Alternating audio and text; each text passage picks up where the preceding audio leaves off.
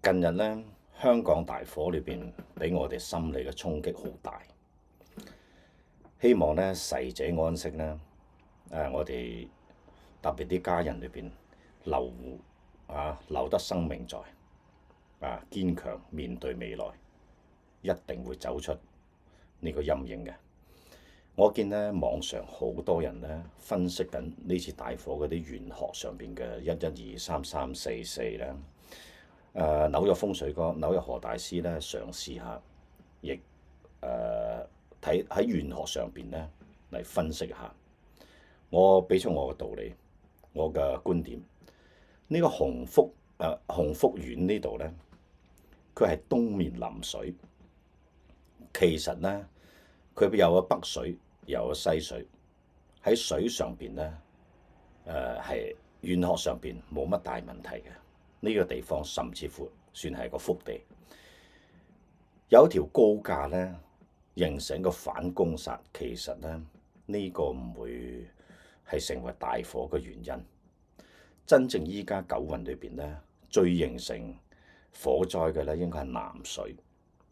我哋而家睇呢個片區嚇，嗱，大家睇到啦，鴻福苑裏邊嘅話，佢嘅東面成個係嗱，睇到嚇。呢海水嚟嘅，睇到未？咁嘅情況下邊咧，東水而家對我哋嚟講，其實係黃水嚟嘅，對九運嚟講都係黃水。佢呢度咧，鴻福苑嘅北邊仲有條河，西邊有條河。其實咧，佢係三面都係環水，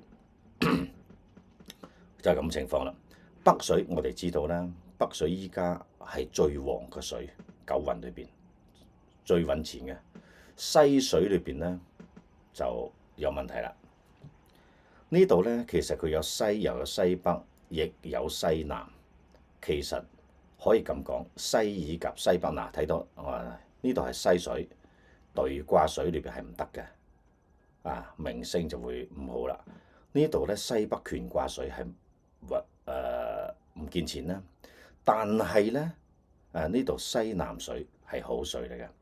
其實裏邊西邊嘅水係2/3係差嘅，但係我哋唔好忘記喎，我啱講啦，成個嘅北水睇上去嘅北水，呢邊嘅東水都係好水嚟嘅。佢80%，甚至可以咁講90%係黃水嘅。點解會發生火災呢？我同你講，只能咁樣講，玄學上邊係冇問題嘅。啲人咧不斷嚟講，將呢個推高，哇！呢度有個咩反攻，收皮啦！呢個唔需要講嘅。呢度反攻都唔會係有條咁嘅反攻路，都唔會可能形成一個火災嘅起因，唔會嘅。所以綜合嚟講嘅話，我個結論就係玄學上邊係冇問題嘅，冇問題嘅90%係80至90都係黃水，只能咁講。你係咪人為嘅原因呢？定係其他嘅原因呢？我作為玄學嘅分析者，我唔深究。但係玄學上邊，我再講一次，係冇問題嘅。